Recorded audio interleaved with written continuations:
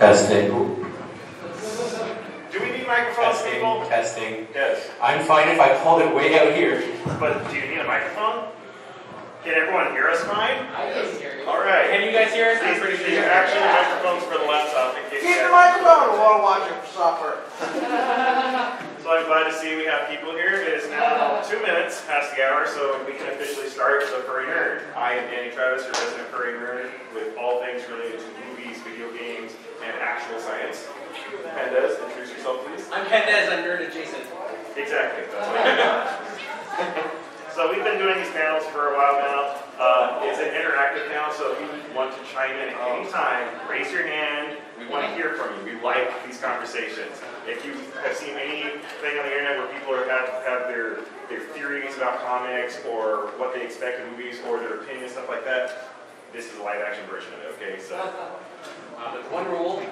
We'll talk about one rule, we have a spoiler rule that goes in all the panels. We extend it to 6 months, which means anything that has been released into the theaters in the past 6 months, we will try to not spoil. We will try really hard. And if anyone in the audience spoils it, we will shun you. But if it is 6 months or older, everyone should have had the chance by now, if they actually care about, to either see it in the theaters or get it on DVD. Or Ragnarok came out in November, so it's been exactly. Oh, yeah. Black Panther, we will not be talking about other than general stuff on it. No. We're not going to talk about that Yeah, either. but no. Oh, I got that. But what we can do right off the bat, just get a head count, because the only thing we would actually spoil, I think, would be the movies that came out in the past month. Can't count who's seen Deadpool 2. So we're not going to talk anything about that, because that is worth not spoiling. Who has seen, or rather, who has not seen Infinity War? I actually haven't. All right, so it's about 50-50 split. We will shy away from any of that. I've heard the jokes, but I haven't seen the movie. It's good. It's much seen. Very good. I'm going to tweak my display here so we don't have to keep on spinning our heads 180 degrees to see what you're seeing. Unfortunately, I do know they're going to have to be. With that end, I'm just going to roll with you. So the new Star Wars movie that came out Friday is a go-ahead. No.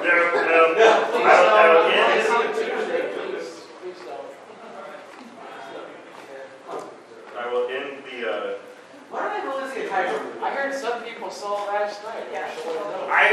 The only reason I did not see it myself this weekend is because my boyfriend, who I would go and see it with, is not here, and he would kill me if I saw it. So I've actually got organized this time. I have a nice little list of things to go down. So the things I want to cover. Let's first talk about stuff in the real world that's kind of top science stuff, really nerdy stuff. That's right. One thing, I don't know how many people are into space. Do you follow SpaceX at all? I watched some of the launches. I mean, they launched a car. They launched a Tesla. And it's going all the way to Mars. It's not just going in higher orbit or whatever. They're sending a Tesla to Mars. It's already in space. I can't wait. If they land it, like literally, I want it to land like next to one of the Mars rovers. I want it to stay in orbit until we get an astronaut in Mars who can do an EVA, get into the vehicle, and land on a planet like the beginning of heavy metal. That would be epic. Mars. There's not a lot of gravity on Mars. Unfortunately, there's not a lot of atmosphere, so it gets even faster than Earth's turn. So, contrary to what you may think, you're like, no, it takes longer, but it keeps accelerating until it hits the planet, basically. So, would it be easier or harder to land a vehicle like that on, say, Mars or the moon? The moon is much, much smaller and a lot less gravity, but again, zero atmosphere. I would say you could land it on the moon, because if you came in at the right angle, you'd have enough speed to pull you around. So instead of just going, you orbit the moon until you got lower and lower, and then the wheels on the moon. Solar powered Tesla on the moon. See, that would give me reason. If that actually happened, I'd go buy a Tesla right now. That's enough for me to want that. Another thing, I don't really cover Bitcoin at all, but apparently interested in talking about Bitcoin. Okay, so one thing we noticed, Bitcoin went up an insane amount this year as far as its cost. And then, did it already crash? Because when I was writing this, I said the bubble was about to burst, but it is starting to come down right now. The idea of a decentralized currency. How do you feel about that, Tempest? I don't like it at all. How would you feel if you found out your money had no actual material backing and it literally was worth as much as people wanted? Which is how money sort of works today, but there is a gold standard. No, there is no gold standard. It's a gold standard that's not enforced. No, there is nothing. The only thing that backs paper currency is the politicians promising we don't know what codes are. I say we go back to the barter system. I'll trade you a bar of chocolate for a chicken. Yeah, I get enough of this from my stupid libertarian page. So what you're saying is, in essence, Bitcoin is no different than paper currency. It's not printed by fiat, though. That is what it has over. Here's the thing, at least paper currency The thing is, is something you can hold in your hand. And paper currency is If typically you don't like regulated it, by an actual if government. you don't like it, the military will kick you down. Another thing in tech news, Oculus Go came out May 1st. Did anyone actually go out and buy one of these, or has played with the Oculus Go? I have. Okay, what did you think about the Oculus? I got to see the Oculus Go, the original, and you did also. Yeah, I thought it was good because it was more versatile, but you cannot upgrade to like a 16. Yeah, the Oculus Go is a standalone system. Yeah. For the Rift, it was basically like a mouse or a monitor for your computer. You plug it in and software. But this Oculus Go, apparently it's like a Game Boy. It doesn't need anything. It's just the whole virtual, certain games would be great, like Battlefield 2, or like Batman, different things. It makes you feel like you're there. I actually haven't had a chance to play with it. I think it's a bit overpriced. One thing I've kind of been curious about is if they're doing all the processing on the actual Oculus, or if they're doing it through the internet. You have to have a Wi-Fi connection to use it. Because I think that's the trick, how they're making it so lightweight and still managing to handle all that processing. Because then they're just streaming the videos processed somewhere else back into the Rift through the internet. Really cool technologies. I mean, no one thought we'd be able to get that amount of data flying through the airwaves. And even go back to Elon Musk and SpaceX. Elon Musk wants to blanket the orbit with a bunch of Wi-Fi satellites that can reach the surface of the planet, and you have global free Wi-Fi. Or you have to pay him. I'm not sure how it worked, but the thing is, they've been testing that, and they're able to pass the bit rates. They're getting to the point where wireless connections are almost as fast as wired connections now. And in some cases, it's faster because a wired connection still has to go through a bunch of boxes. If a wireless connection can reach its destination, it doesn't have to stop and be processed. Are the wireless connections half duplex? Well, it depends on your setup. I mean, you could if you had different frequencies and multiplex. It's all to see it's how you configure it. And if you were a nerd, you understood that. I'm sorry for anyone that got lost. That's what I love about this panel. I think. And this. What are your thoughts? Pendez is the media nerd. Yeah, I'm like, I am here to support you in your nerdiness. Do you want to move to something media related? Sure, meteor. So, Meteor related, Meteor Man, great movie. We can talk about video games, we can talk about movies, we can talk about TV. Yeah, because it's all global warming. So, it's all global warming. Thing a few guys a while ago. It involves first we need to increase Earth's orbit. To do that, we need to get a mass driver on Mercury. We'll slam it into Venus. We need to use Venus as a test case. Because we're going to put a mass driver on Mercury, slam it into Venus, and see if we can move the orbit. If we can, we'll use the moon instead of Earth. Or we could just have a giant ball of trash hit the Earth and push it far enough out to where it cools off like they did in Futurama. Yeah, it won't really. Then we have a little bit of travel. Why not just a giant engine? I think we should just make a giant air conditioner. Alright, yeah. Like seriously, like just a giant engine that just pushes, like we can just fly the planet around like Apocalypse. Just get a solar The Mercury thing was, the Mercury to Venus was to move Venus further far enough out of the belt to get it to be in the Goldilocks zone. Since we're talking about Venus, I was basically want to talk favorite games I just played this No. So, is anyone out here a fan of like Doom or first-person shooter games like Wolfenstein? And did you play the Wolfenstein New Order? Or I like the New Order. The New Colossus is beautiful. Oh, come on. I love that game because it was over the top and It would have been better, but except they made it a movie instead of a game. there were a lot of cutscenes. Dude, There was more The cutscenes. New Order was great. Cutscenes in Wolfenstein? Yes. No. Yeah, it's great. No. Hey, Give they me classic New Order. Wolfenstein. So If you don't want cutscenes, you go Doom. in the Doom game, they actually did not have cutscenes. They had story and dialogue acted through the models. There was like And two it's sections where you have to interactive. watch where you're helpless as a little here. Where you're stuck watching a little here. But otherwise than that, it's running gun.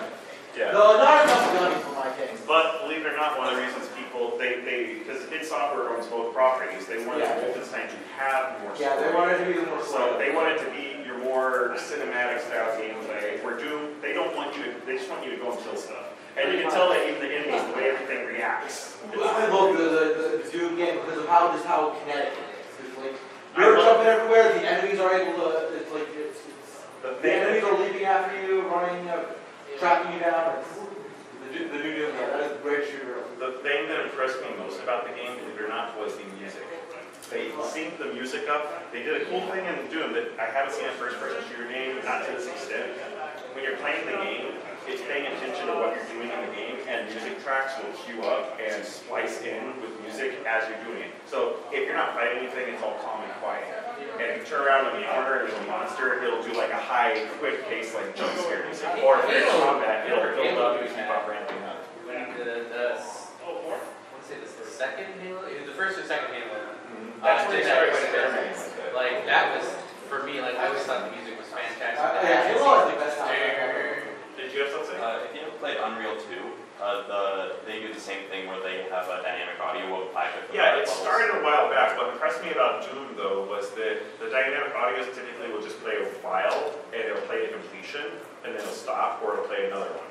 Doom actually had, like, instead of audio files just layered on top of each other, the actual tracks in the music, you would hear like the bass beat go, you hear the guitars coming and stuff like that. I saw an entire documentary where a guy was explaining it, and I haven't seen someone put that much attention to music in a game where you're running around shooting people. It was way overproduced, and I love it. In the first game, you have exploring music and then you have combat music. Completely separate track. Doom had a weird mix. I did have when after battle. Back to Wolfenstein, though. One of the things I thought was funny, and hopefully it's been out more than 6 months. This isn't a spoiler. In the Wolfenstein game, there's a point where you actually go to the planet Venus. So you were talking about Venus, and the thing that made me laugh about that was that I considered, why didn't they go to Mars? It's Mars, and I figured, oh, the Doomslayer's there. The Nazis don't want to fuck with it. Okay, I buy that one. I buy that one, but yeah, I hate that. Venus used it. Going to the moon, like that bothered me because going to the moon in the first game was fun. Venus, that was just too much. Especially, I think if you were going there to try out for. So, one of these days I'm going to have to try one of the other Descent games, but I've never played Saturn. I'm not the kind of guy to talk to video games about. For me, it's like, I just got recently into Borderlands 2 from 5 years ago. I've been playing a lot of Terraria from 10 years ago. My biggest I'm kind of like that, except I'm getting My biggest complaint about that New Colossus game, though, is it's the only game I've ever played in my life where you get penalized and punished for killing Hitler. Every other game, that's typically rewarded. If you play the game, you know what I'm talking about. But if you play the game, we have the option to kill Hitler, and the only result from that is they immediately kill you. All the people around. Are any other people playing video games they want to talk about? I know there's the Fortnite game that I know nothing about. Monster Hunter came out a month or two ago. I can talk about Borderlands 2 if you want. Borderlands 2 is one of the greatest games ever made. I can't get into it. And it retroactively fixed Borderlands 1. I heard someone else saying that. I've been playing the expansion a lot, the Tiny Tina's Yeah. expansion. Perfect. Because it's D&D. I love that. I actually, Alkali and I were playing that together remotely. Were you guys playing that 2 days ago? Because somebody logged into it. That was me Magic. Okay, because somebody logged I was like... Well, mostly I played with Magic, but like I was playing with Alkali, and he's like, I just play Siren, I just want to throw shit in the air and you shoot. Alkali's style of gameplay is, I'm going to sit back and buff you guys do all the heavy work. Seriously, that's literally what he does. I built explosives for Axeman, so literally everything I turned into, from my shield to my turrets to my guns, everything was a grenade. Oh, I love my turrets. Turret.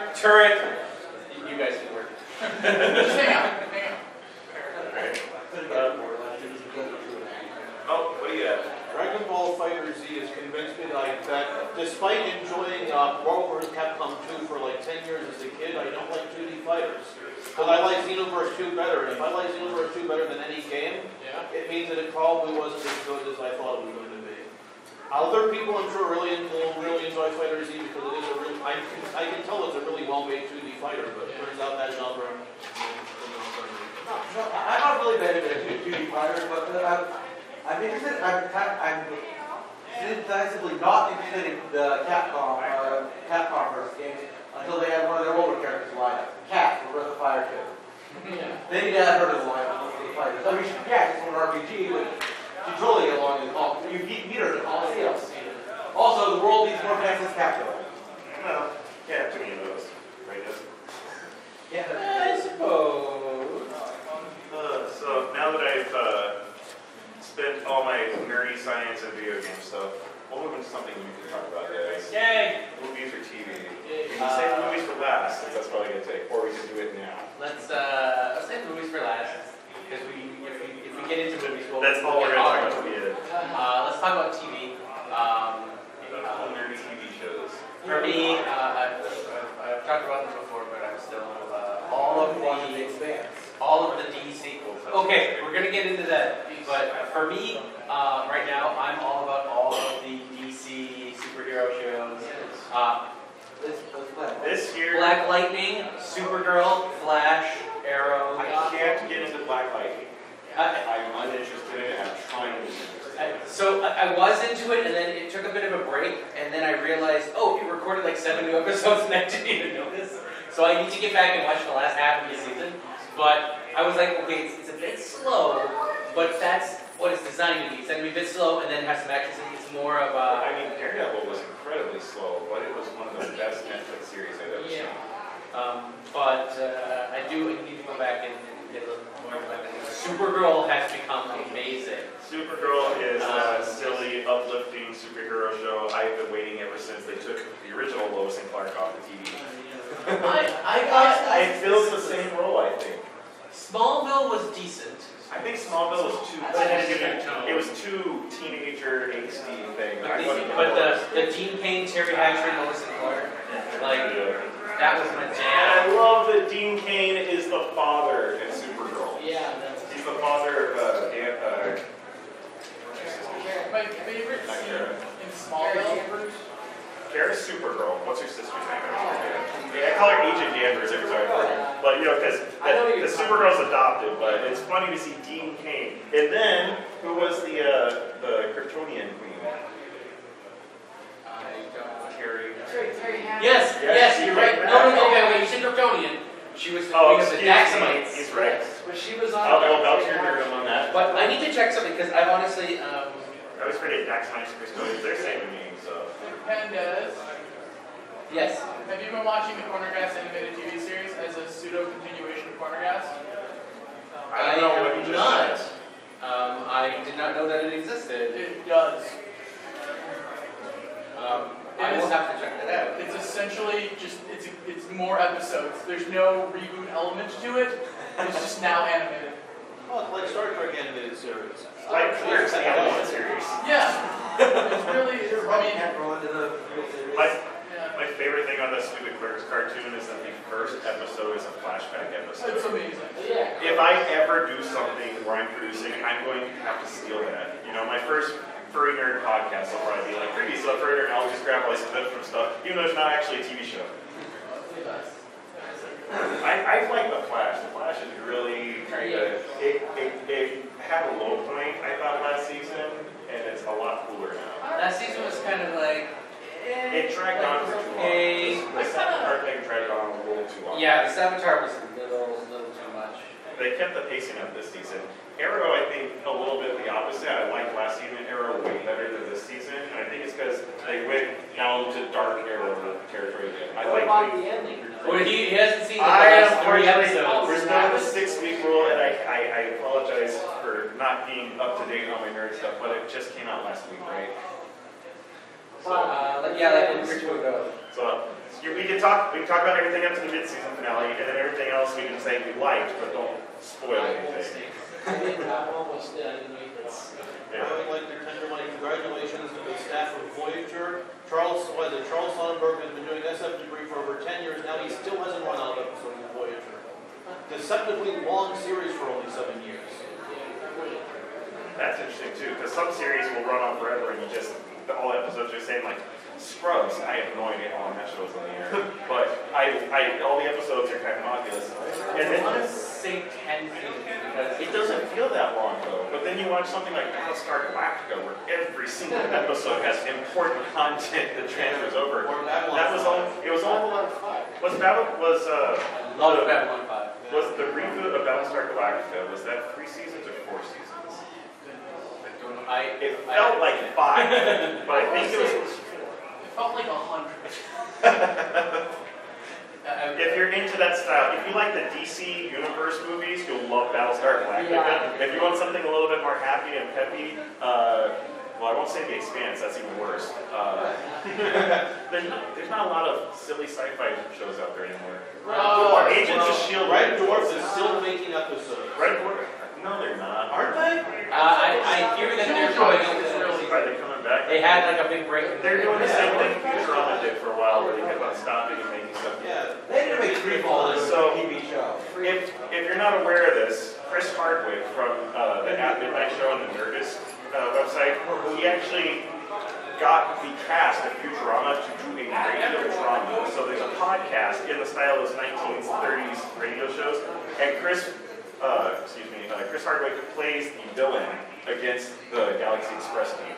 So they have a full, and it's a 1-hour episode. It's not like a little 20-minute episode. So it's a 1-hour podcast. It's like watching one of the Futurama movies. So it's totally worth Planet it. Express. Galaxy Express is the railway brand.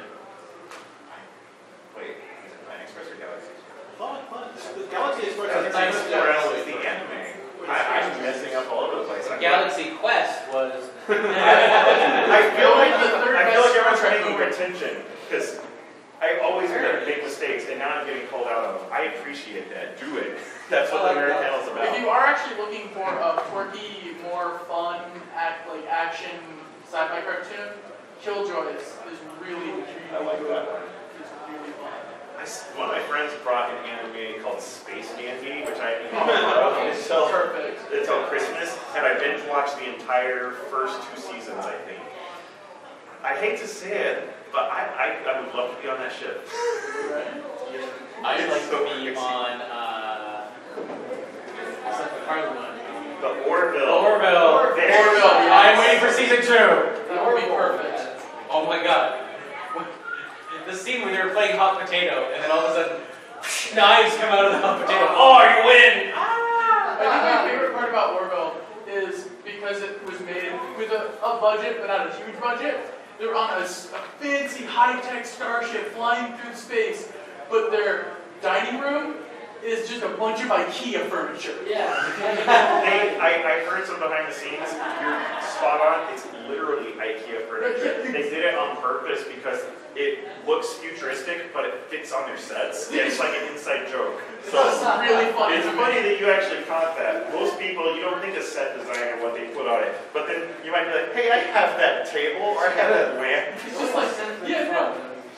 I didn't watch the show then. Oh, it's The perfect. Orville Worth is. watching. If you like actual Star Trek, if you're a fan of the core of what Star Trek was, Orville is exactly what you want. It just occasionally has You could probably get slightly more humor mixed in. I list the Orville above Voyager and DS9. Under TNG. TNG is my baby. At the time, I loved Voyager, but then when I went back and rewatched it, I was like, what the hell writing is this shit? Because Voyager, almost every episode is a great idea that they failed to execute on. So if you remember it the way it ought to be, and you see it the way they did it. There were some good episodes of Voyager, but there were some horribly written episodes of Voyager. And if you go back, like, I should have caught it at the time, but I was too. All of the another worst search. episodes of Voyager take place on a holodeck. They overused All that of show Chakotay was so insane. much. The worst episode of Voyager, Janeway and Paris turning into lizards. Oh, threshold! We went past warp 10 and now we're lizards. Okay, excuse me. Next Gen went warp 13 in the final episode, so screw you, Voyager. Yeah, but once you go to 12, they when they changed change the above, warp you're scale. good. It's like That you're one- good. It's only D10 that makes you listen. And you can't hyperspace through ships. Okay, let's not talk about that. Then we're gonna get into Star Wars. Well, Star Wars is a movie, not a TV show. Unless you saw the Star Wars Rebels season finale this year. I really liked it. Do we have Star Wars Rebels fans in here? Yeah, that was an amazing series. I was sad to see it go, but I'm glad it didn't outlive itself. Now, No, there's a show you were gonna talk about because we got trying to be too spoilery because he's like, man, did you see the episode of Arrow No, or Flash. the one you mentioned. What? The show you mentioned. The Expanse. Oh, let's talk about I The haven't seen Expanse. it. I heard I have to apparently binge watch all of that and what was the other one? Oh my Amazon God. just picked it up. He has not seen Stranger Things. Stranger Things is a great show. So he's going at some point in the summer, so by maybe AnthrOhio, at least by IFC, he'll have seen Stranger Things, so we'll talk about it. So IFC's Furry Nerd, we can talk about Stranger Things. And Stranger Things is a good place. I actually found something interesting about Stranger Things. Do you know who, is it Jake or Jake Busey? It's Jake Busey.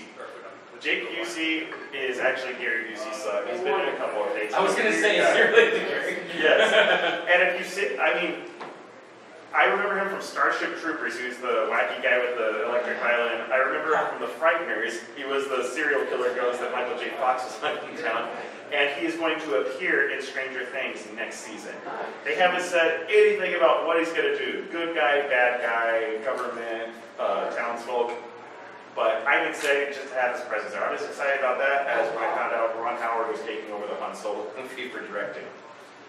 But going back to The Expanse, unfortunately, Sci-Fi dropped, and it's not going to be coming back to Sci-Fi Channel next season. But I think I heard Amazon. However, breaking news on Friday, Amazon bought the next season, and they're going to be showing it through Amazon Prime. So, a series that is so nerdy that the Sci-Fi Channel doesn't want to air it because it's too technically accurate with all its tech and its space stuff, Amazon's getting it. Well, I mean, to be fair, I've read the whole series and it does creep a bit.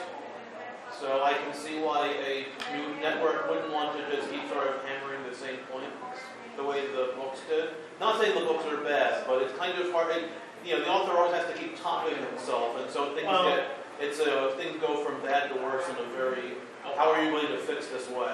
One of the most difficult things about bringing literature to the screen is, and you see this in The Walking Dead, Game of Thrones, all of the Marvel universe, is people already know what's going to happen in the stories they've read. But you don't want to just repeat that on screen. So, in Game of Thrones' case, they went completely tangent to the original story, but they kept all the main characters and the newsroom. In Marvel, they're kind of Swiss cheesing, going back and forth. And The Expanse, I haven't read the books. Would you say they kind of kept in line with the books so far? They haven't gone off? Absolutely. Every season is basically one book in the series, So maybe a little bit short of one book. The only thing that jumped out at me that was not accurate was Hobbit's. I'm going to try to pronounce her name because I can't remember how it's spelled anymore. Avisalara? The eventual whatever level she's in the UN by this point in the series. She swears a hell of a lot more in the book. She's actually known for. I can see why Sci-Fi didn't want to have all that profanity on the television. Her whole governing style is to call people up on the telescreen and shout abuse at them until they do what she wants. So since you've read the books, would you rather see Amazon take the series and finish it as it has been following the books, or take it in a different direction like you've seen in like Game of Thrones? I think that they could change the order of the books and get a much better televised story out of it. Maybe, I think there are definitely. I don't want to spoil things because I don't know what plot point they're going to be using, but I would say that there are things that sort of happen in the books that they go into a certain order because the author was thinking it that way, and then something else happens and it's like we've lost a little bit here. So I think they either drop the later books' plot points or they drop the earlier ones. And I think I like the earlier books' plot points than the later ones in this case. I think they should stay with the alien virus theme and not the counter-revolutionary theme. That raises an interesting concept of like, what do you two think of the concept of deviating from original media to create something of yourself? I think it's necessary. I think if you just follow it by the book, it's boring, it's lazy. You're not actually trying to add to the series, you're trying to cash out on what's already there. It sounds to me like it's trying to translate the series. And it doesn't always translate. Sometimes you want don't. but because I watched the Warcraft movie.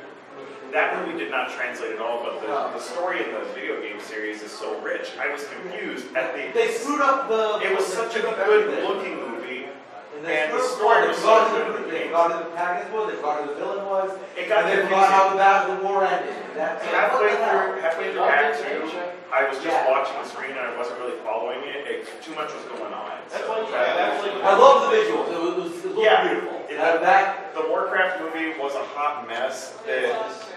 I love it. My favorite part was Canterbury knocking on the shields and Goldberg grabbing his griffin speed. So just how well they put those things off. But that was like when they tried to make the movie of Tinker Tailor Soldier Spy. I mean, that's not a story that can be done in 2 hours. It was funny though. They needed to remember who the hero was and who the villain was. Ever since the Harry Potter movies became like really big, I was like, should I include books and literature in this? And I realized that's an entirely different panel. We can talk about book to movie adaptations or just books. So I don't want to get hung up on all of those. Like, So salty that but staying on that general concept, there's a lot of stuff. Like, I loved the Harry Potter movies. I loved the Harry Potter books. I really disliked that they left out certain things from the books. Like a lot of the stuff with the elves and the elf rebellion, that should have been in the movies as far as I was concerned. I loved that aspect of the books. I didn't even know that was a thing. Oh yeah, there was Hermione helped lead the Dobby, the house elves, like all the servants, like they played a huge role in the final battle using their magic. And they were essentially, oh my god, hi! Yeah, that's not how so they say it would be like if they took out the ghost army from the Return of the King. The King saved their asses and they started marching more. They were not that. They added us. The elves were. I didn't like the house elf plotline. It was very much a canon story. I hate to say it, I've never read the Harry Potter books. I've read almost every Star Wars book that was produced before 2005. There's a reason I stopped reading them. We're not going to talk about that though. It's more like taking Tom Holland out of the Lord of the Rings. Yeah, and Lord of the Rings, at least they had the director's cuts for those. Those are cool. I think we're interested in movies. Is there anything else we talk for And then TV? 3 movies Director's for 1 cuts. book. Or it's like take driving Saruman from the Shire out from the. That they actually filmed the entire sequence and it's on the extended DVDs. Yeah. So since you said director's cut, let's switch to movies. Go into movies. Okay. It's been out long enough now. Anything that's on this list right here, I think you can talk about. Even The Last Jedi. It came out at Christmas. That was like 5 months ago. Like, come on, anyone seen Last Jedi? X-Men time traveling one. X-Men. Days of Future Past. Thank you. Oh, that was The rogue cut of that movie. It's like an extra 20 minutes. Does it make it better or worse? So much better. Way better. It's way better. That movie was already made. Wait, are you talking about Apocalypse or Days of Future Past? Days of Future Past, Because where that like, movie she's was already projecting. perfect. Where No. she can time travel now. We So- talked about this before. I think I saw some clips on YouTube. There's a whole bit that they cut out from the movie because it was just too long, but I thought it was perfect. I wouldn't have minded watching the extra 20 minutes, where after Kitty gets stabbed by Logan, like it looks like she's going to pass out. She's not going to be able to keep up with the job, so they have to go find Rogue to absorb her powers and have Rogue take over. And they have to go find where she's at because she's somewhere. And that whole extra bit for me added just like, hey, we brought Rogue back. Hey, that kind of, yeah, I can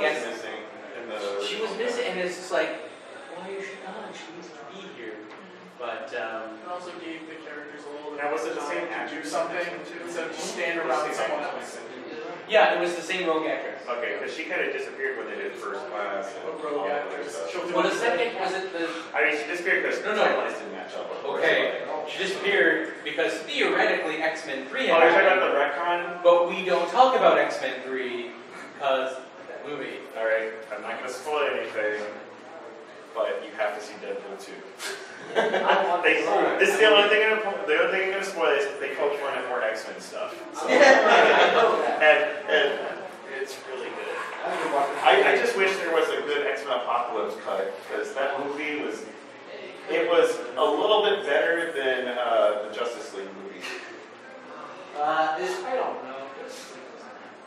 I'm interested in Well, seeing the X-Men Snyder Apocalypse wasn't that bad either. That's why I said it's a little bit better than that. The better Justice League cinematic universe was just the Justice League cartoon, Batman the Animated Series, Batman Beyond, and Static Shock. I heard All of those together Love Static Shock. was a better cinematic universe than Marvel has even touched. From the words of from the mouth of Kevin Smith, who directed episodes of The Flash and Supergirl, he said he doesn't understand why the DC universe, what they're doing when they already have such a solid thing with the animated movies they released. Oh, I know. Why are they trying to compete against Marvel when Marvel's got it locked down? Do something Marvel's not doing. Marvel makes animated movies that They're compared to kind of DC. blasé. Yeah, the Marvel animated movies are Saturday morning cartoons. Yeah. DC animated movies are go to the theater or go to their rental store. We don't have rental stores. You go to Walmart because you have to go to Walmart. Pay your $5, stream into your thing. It's worth it. They're really good. I didn't see Batman, or is it Ninja Batman or Batman? I haven't watched Batman yet. Okay, I have. Justice League came out in July last year. Okay, yeah, it's been on. Yeah. Their house render was good. We'll save that for the closer. Batman Ninja was fine. My favorite episode of Static Shock is the very special. Every episode of Static Shock is kind of a very special episode of Static I'll Shock. tell you my favorite. But I really enjoyed the one where they bring a gun to school and Richie gets shot and Static talks him down as Virgil, not as Static, and it's the funniest. It's so just like, it's okay, man. I know your dad hit you. And I'm like, it's so very special. My favorite The time episode. traveling Static Shock. Damn it! Yes. No fucking way. I was gonna say Yes. the episode where he meets Future Static Oh, from Future Justice Static. League. Justice League Static Yeah. Shock. And then the episode of Justice League where Green Lantern gets shot into the future, where he meets old Static and Batman Beyond, bro. Every time I and say his Static, son. I would Dad? Woo! If DC wants to make a lunch movie, get who's the villain in Black Panther? Jordan, Michael B. Jordan. Make him Static Shock. The Justice League. That was If I saw and standalone movie not connected to Justice League, you can pull him in after, but just do it like Wonder Woman. Make a standalone DC movie with Static Shock. I would And love that. the fact that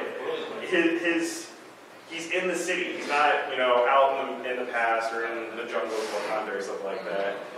The whole theming, I like his attitude, and he's not fighting, world-ending stuff. He's dealing with thugs and actual problems. Yeah, He's kind of like the Daredevil of the DC world. I like in Young Justice their re-rendition of Static Shock for the brief episode he showed up. Yeah, that was disappointing. Yeah, same with.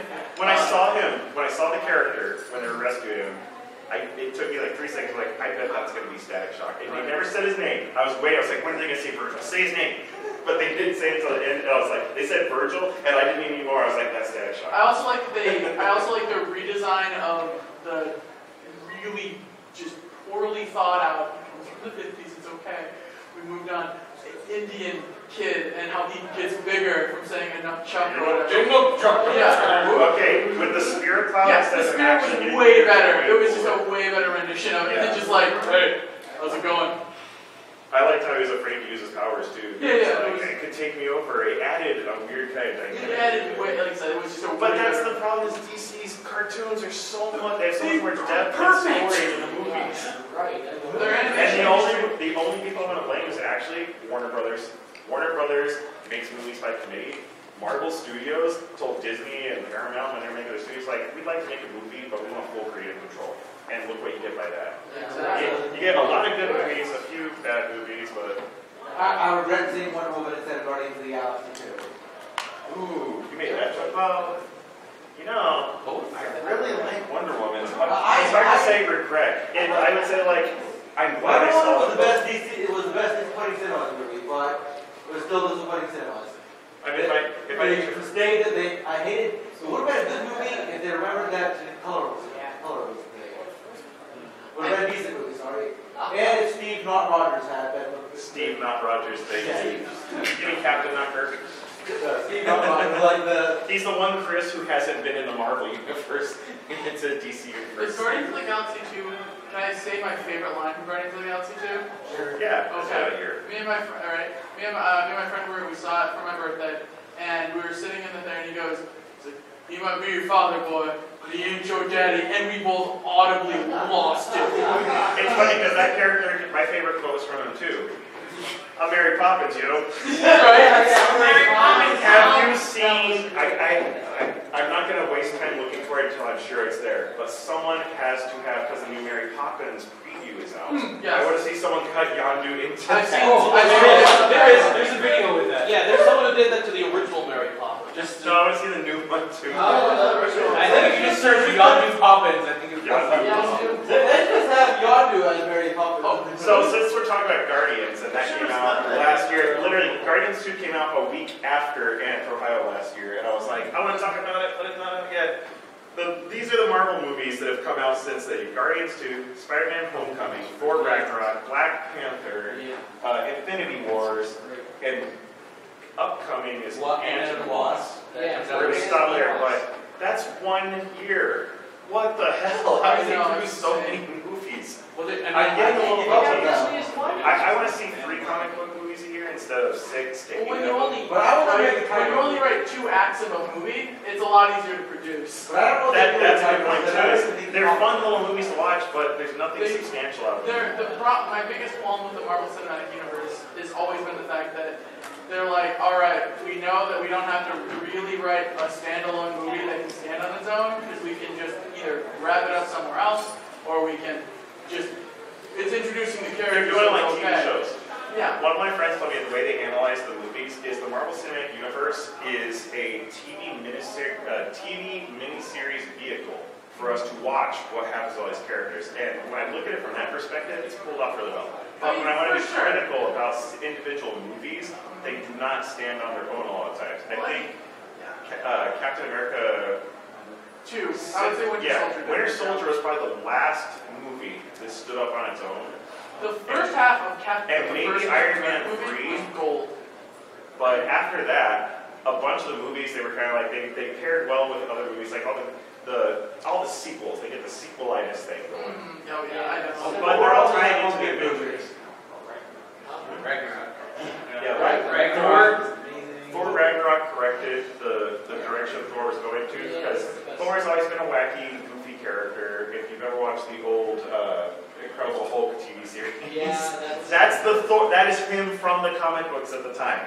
So when they came up with Ultimate Avengers, they kind of made Thor more badass. If you've seen Infinity Wars, you see how badass Thor is. If you saw Thor Ragnarok, you see Thor is a badass. But prior to Thor Ragnarok, he's this goofy space alien who's like super strong, using magical technology that's not really magic unless you're talking Stephen Strange.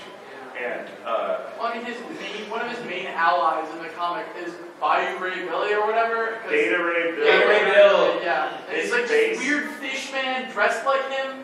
His face was on the tower in Thor Ragnarok. Yeah, I know. I saw that. I was like, oh, I want him to show up, just be weird. Yeah, Ragnarok was great. I was very ambivalent to the first 2. It was a really good. I thought they were good attempts, but the problem is they felt like attempts. They did not feel like, I felt like I'm going to make a Thor made-for-TV movie and put it into the theaters. I mean, they had a good budget, they had good special effects. The story... The pacing of the first movie was terrible. It's like, wait, is that it? And the pacing of the second one didn't stop at any time, so you didn't have time to breathe. And there were none of the critical events in the second movie really hit you up until they killed Loki and Thor's mother. And then you're like, oh no, now they actually have to do something. But then the rest of the movie kind of just went down that slide, it's all downhill from there. It was a good idea for them for Ragnarok to essentially take the plot of World War Hulk They saw how well Spider-Man Homecoming was received, and they're like, okay, people like goofy, they like weird, because it's comic books. They don't need to be serious. You know what my favorite part about the Ragnarok was? They could have gone with generic Hollywood, the MCU, forgettable central battle music. No, they went Led Zeppelin. Twice. Oh, yeah, And I think they heard, I can't remember, did they have Thunderstruck playing in the arena? No. That was one of those songs, because I was telling... I could have sworn I thought they started up Thunderstruck before, that might have been one of the Iron Man movies. No, I thought they started up Thunderstruck, but well, they can't cut it out because they cut out Thor. Because Thor is Zeppelin, but Iron Man is all the ACDC. I thought they had Thunderstruck going. I might have just read just the crowd chant. It's just like Guardians of the Galaxy has all your 80s pop top 10. Or Guardians was 70s. 70s, early 80s. Very, very early. It was mostly 60s and 70s. It was before Nintendo. There's one thing though, I was going through sort of Marvel movies in my head. Most of them, they don't introduce any powers that you don't see in the most of the time that you don't see in say the Avengers movies. They try to except Doctor Strange. There's a lot of things he could have pulled out of his butt if he wanted to during those fights. You haven't seen Infinity War yet? I have, but it didn't look like he was really... You weren't impressed by his performance in that movie? I thought they tapped into what Doctor Strange actually can do at some points. Can't talk too much about that. I'm not going to expand on that. Just going to say they present Doctor Strange in the movie as you've seen him in the comic books. I thought that his overall performance was good. I just expected a little bit more, I don't know, showiness from this. What about the movie, the Doctor Strange? Did Doctor Strange come out this year? That was last year. Oh no, Doctor Strange was at least a year ago. Yeah. I thought he was a lot showier than that than the Avengers. I thought they managed to pull off the Doctor Strange movie pretty good, considering it existed in the same universe as the rest of the Marvel movies. Well, Doctor Strange and Thor have always been these two outliers in the Marvel comics that kind of don't fit on Earth. I mean, Doctor Strange is Earth, he's mostly in alternate dimensions through his house. I don't think Tigra. It's movie on Tigra? I guess because he was showing off a lot. But then again, the comics don't manage to do anything, but I think Disney does. I find it interesting that I really like that Benedict Cumberbatch was I love that. right.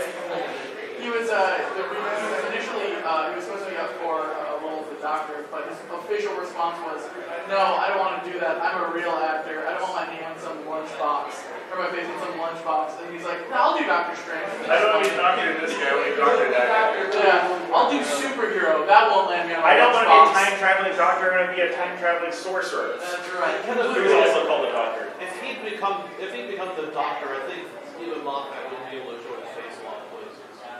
Isn't that interesting? We've got 15 minutes into a panel without talking about Star Wars other than, oh yeah, there's a Han Solo movie that's just here. So we can't really talk about it. Also, The Last Jedi came out this year, and we have not talked about it. I've only talked about one convention. Everyone was happy with it, right? I thought Mark Hamill's commentary on the ending was spot on. Poignant, yes. He said exactly what I was thinking, yeah. and I agree with him. But, Ryan Johnson didn't. He told Ryan Johnson to his face, I think it would make more sense if this. And Ryan Johnson said, now we're going to do something people won't expect.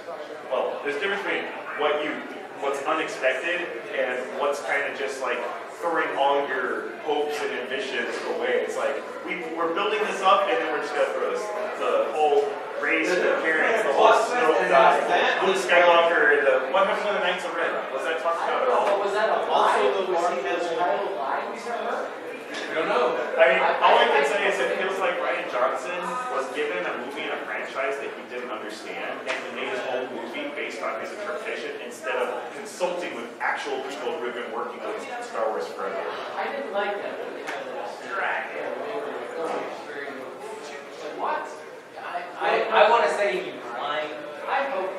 The interesting thing I heard, Have you seen the house show? we'll do that for the closing. Let's do that for the closing. The house show. The house should have ended, we'll do that. That was fantastic. Like, I'm going to go into that, but before I do, I want to say one last thing that got me kind of giggling, because J.J. Abrams did episode 7, and he is, I'm not not sure if he's directing or if he's writing episode 9. He is going to direct episode 9. Okay, he's directing episode 9. He said on Twitter when people were complaining about The Last Jedi, he said, don't worry about episode 8. I'm going to make sure everything makes sense within the first 15 minutes of episode 9. Which makes me wonder, is he going to try to retcon all of episode 8, or is he going to somehow weave that into his overall story plot? Because I don't think he expected what happened when And the problem with having a trilogy like that is when you don't write all 3 at once, and you just run one at a time, you get this. You get what happened with Last Jedi. Well, I also did The original Star Wars movies were completely different from the first one, but they were better. You know, they weren't action. But the prequels, they were done all at once, but they were done in a vacuum without. The problem was, George Lucas, I love the prequels. I actually love the prequels for what they did for good. It was creating the actually alien but still relatable universe. The story was terrible, but the world was amazing. You got to see into the culture, you got to see into relatable, but You had to see what happened. The Jedi are gone. How the heck? Why are they gone? After seeing the casino race, I just remembered the pod racing scene in the first movie. It's like, this is disappointingly familiar. I thought I that love was the pod intentional. It race, looked but exactly of course like I saw it was apparently it was based on Ben Hur. I love the pod race because, hey, let's just pod the stupid story that isn't really doing anything, and let's see what the culture on Tatooine's like. Hey, life's so shitty, people are blowing themselves up. And slavery. Don't forget the Hutt's avatar. The one thing I wish that they do it with I wish it had one fight for people. I would like to see pod races less see it. I saw someone walking the design of the pod race, but to me that's a safety feature. You lose a pod, you skitter off safely in your pod. And then it does get track guys coming in with replacement pods and get you back in the race. That feels more like F-Zero than Star Wars, though. F-Zero was right. the comment You see all these movies, like they just came out with a Primal Rage movie. We didn't even talk about. I want to see an F-Zero movie. That would be awesome. They could actually get the cast from the Fast and Furious. But That's just the next Fast and Furious. Episode 1 was amazing. I wish they'd focused more on the racers as characters, old, but through their cinema economy. Not actual character arcs, but as the pods as characters. I don't like what they did in sort of like what's his name? Miller did with the Mad Max movies. How he made cars characters. Oh yeah, that was really interesting. Like you get, I mean, they're not people, but they're still. I actually bought and played the Mad Max video game that came out in conjunction with Fury Road, and it was fun for the first 2 hours, then became incredibly repetitive. It was a renter. But the problem is I really liked it those first 2 hours, and I kept on playing it, hoping it would get that kind of feel again. But once you start to hear character, it's Aaron Quest, the road desert. You forget that. What bothers me about it is it put too much emphasis on top. My favorite thing about the Fury Road is, it's a bit less than in the. It still has the heroes being more heroic than in the first few movies, where he was just a guy with a shotgun, and the second one he was the second one he was just a captain hired and just. No, that's Thunderdome, my bad. It's immediately beyond Thunderdome. Thunderdome, he is the chosen one. Before that, he's just some cop who's pissed off because a bunch of raiders came and killed his family. The second one, chosen one in Thunderdome. Well, he was. That's the first time they give him the name, the chosen one. I think they Once he got beyond Thunderdome. The Thunderdome was good because that was just a bunch of kids looking for a savior, and he was like, "No, I don't need that." And they had to go to the plane, and it had the music. Was that not incredibly reminiscent in the Logan movie? Logan finds all of these kids. I saw that part when he meets all the kids at the end of the movie, and I'm like, this is the end of Thunderdome. What's going on? Is he getting? It's the exact same. I didn't like that movie. But maybe they repeat it because it's. Thunderdome was a few good ideas badly executed, I think. But the Fury Road, something I liked about was every enemy on the field, every hostile opponent was a credible threat to the hero. You didn't have paper moves, is what I call that. Fortunately, we only have about 4 or 5 minutes left. Let's but since we all seen The Last Jedi and we have mixed opinions, let's see a different interpretation of The Last Jedi. Okay. 7 minutes long, uh-oh. I'm mostly just here. There's no family here after this, so we can go. A lot of noise control.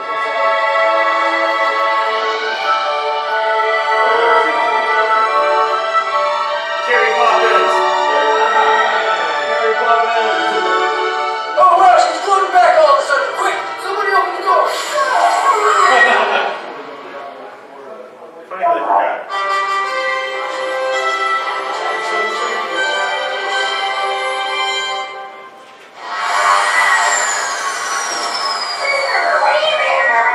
Oh no, happy bees, buddy, happy bees. This is Poe Tamers of the Republic Fleet. Oh, poop. That's how Tarkin would have done it. Gotta be lighters closing in. So Marky was taking it into his bag. I certainly have to use the bathroom. The chain of command dictates that Admiral Akbar will take command. Yes. Seniority. Excellent. Sorry, sister. Why wasn't that the actual Is right now. Yeah, me too. Oh my gosh. Privacy, please. Oh, the image is bad in my brain. Okay, we're here. Let's land in the tall grass so we don't get spotted by some redneck alien. Oh, good idea. This is a covert mission. We don't have time to waste rescuing horses or feeling bad for random kids. No matter how sad it makes us. Right. Our friends are literally running for their lives. It's all up to All right, us. I know. I said I get it. Jeez. We're landing in the grass.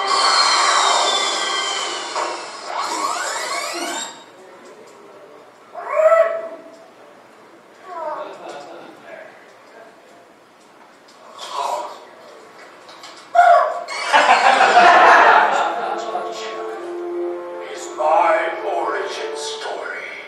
Well, that was kind of a detour to the current situation I'm dealing with, but now I understand. Darth Plagueis.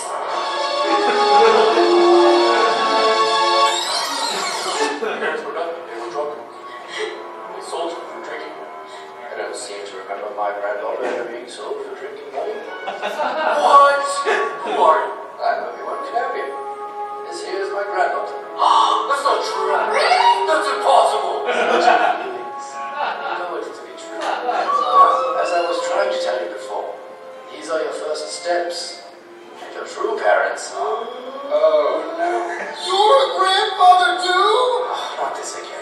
Every time. I'm so happy for you. I'm so happy too! We're both so happy. Let's tell everyone. Do you want to tell everyone? Of course! Please don't. Ben, did you hear the news? My grandfather?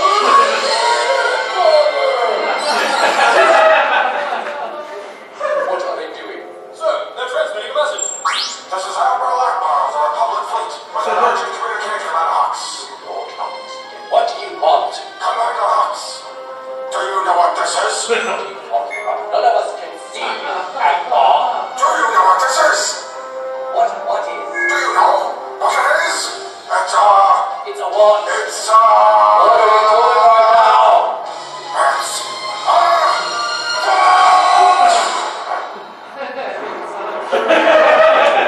The Akbar maneuver. I'm here.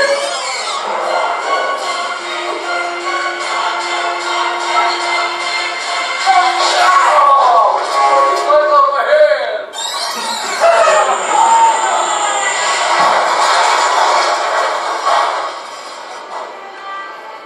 I saved you, dummy. What do you think I was trying to do? It's not about winning. It's about saving the ones you love. That's what I was trying to do. Akbar did the exact same thing earlier. Let's kiss. What the? No! This is just sad. Shall we let him go? No. OJ, Finn and Rose just died. Finn and who? Oh, here's the. What did you think was going to happen? That I would take on the First Order with nothing but a laser sword? Yes, that's exactly what I thought was going to happen. It actually does sound pretty awesome. Okay, let's do it. This place is dead anyway. First, let's get one for the road.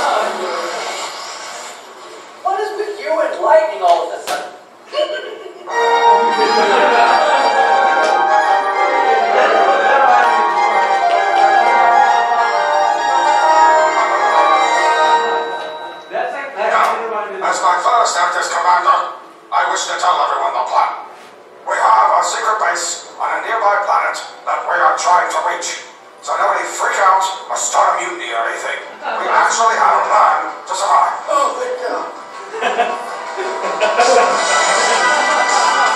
That did remind me that the one thing I did like, sort of, that a lot of fans didn't like, was they didn't make Luke an ultimate badass.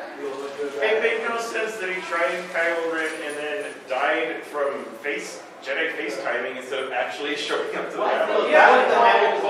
Even if he just loaded his X-Wing up with like 1,500 proton bombs and flew it into something, that would have been Oh, he's coming back. Yeah, that was the Hamill observation I enjoyed the most. He said there wasn't a funk at the end. If he's gonna die, kill him epically. Well, if he's going to die, his robot hand should have fallen from the ground and clung. No, but then when Jedi's die, they come back as ghosts. That's true. Vader's super late there after he died. Yeah, and so did his robot. I'll be shocked when he Robot does hands that. Well, I hope everyone enjoyed our little nerd meet. Thanks, everyone. We'll definitely have it at every convention I'm going to at least. Yeah. You can start bringing machines. What is? Yes.